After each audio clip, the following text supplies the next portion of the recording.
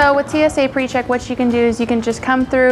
They actually say like pretty much cutting like the line in half if there's a long line. But you can leave all of your electronics or your liquids that are supposed to be in the little bag in the carry-ons that you have. You can also leave your shoes on, so that does make the little bit of process easier, so you can just throw your stuff up on the belt and then just get on your way.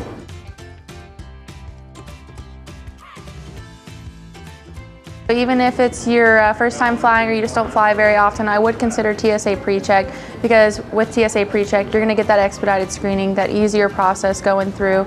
So whenever you're already thinking about a million other things about your trip, you can just go with the easier route and get that TSA PreCheck.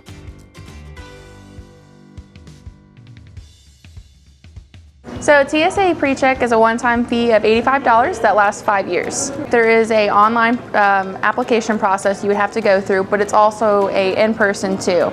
So you're going to do that 5-minute online process of it, and then you would schedule an appointment to do the background check and your fingerprinting.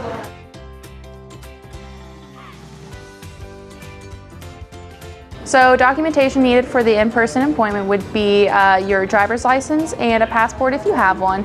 If not, birth certificate. And then if you've ever been married, just go ahead and bring that marriage certificate just so you have it just in case.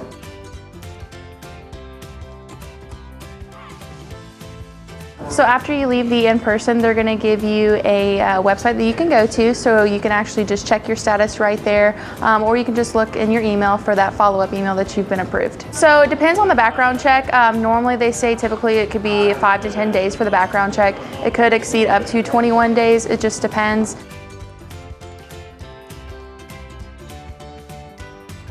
Once you apply for TSA PreCheck and you get your known traveler's number, I would just keep it with you on hand, especially if you are frequently traveling, because sometimes it does get kicked off your boarding pass, so then you always just have your known traveler's number on hand.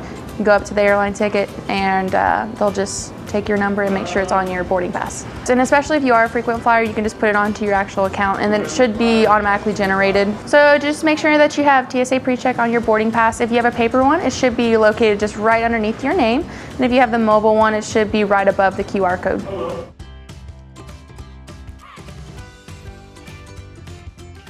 So I would recommend someone to apply for TSA PreCheck now, because we are getting a little bit more frequent flyers, especially non-travelers that have flown in the past.